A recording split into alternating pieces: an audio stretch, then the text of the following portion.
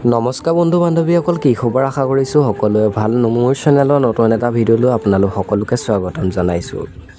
অসমবাসী হিয়াৰ আমঠু জুবিন দাৰ মৃত্যুৰ আজি 22টা দিন পাৰ হ'ল। কোনেও সহজভাৱে এতিয়াও মানি ল'ব পৰা নাই জুবিন দাৰ মৃত্যুৰ কথা। মানসিকভাৱে ভাগি পৰিছে গৰিমা বৌ। যোৱাকালি এটা ভিডিঅ'ত তেওঁ জনায় #জাষ্টিছ ফৰ জুবিন গাৰ্গ লিখিবলৈ সকলোকে অনুৰোধ জনায় আৰু সকলোকে ন্যায় প্ৰাৰ্থনা কৰিবলৈ অনুৰোধ কৰিছে।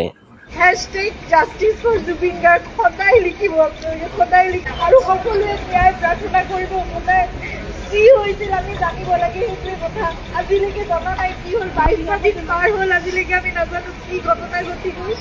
কিন্তু আপোনালোকে সকলোৱে লিখিব, আপোনালোকৰ ছ'চিয়েল মিডিয়া আছে, এখন যুদ্ধৰ আমাৰ সকলোৰে এখন হাতত প্লেটফৰ্ম আছে। সকলোৱে প্ৰাৰ্থনা কৰাৰ লগতে আপোনালোকে জাষ্টিছ বিচাৰিব লাগিব। ন্যায়ৰ কাৰণে আমি খুব ধৈৰ্যৰে আমি অপেক্ষা কৰি আছোঁ, কিন্তু সেই ন্যায় আমি পাব লাগিব। সেইকাৰণে সেই যুঁজখনত আমি সদায় ব্ৰতী হৈ থাকিব লাগিব। আপোনালোকক প্ৰাৰ্থনা জনাইছোঁ, #জাষ্টিছ ফৰ জুবিন গাৰ্গ সকলোৱে লিখিব এবাৰ। গৰিমা বৌয়ে জনোৱা অনুৰোধটো আপোনালোকে পালন কৰিব বুলি আশা ৰাখিলোঁ আৰু সকলোৱে জুবিন দাৰ ন্যায়ৰ বাবে আগবাঢ়ি আহক। আৰু আজিৰ ভিডিঅ'টো ইমানখিনিয়ে। অনাগত দিনসমূহত আপোনালোকে বিচৰা খবৰখিনি মই দিবলৈ চেষ্টা কৰিম। আকৌ বেলেগ এটা ভিডিঅ'ত আপোনালোকৰ মাজলৈ আহিম।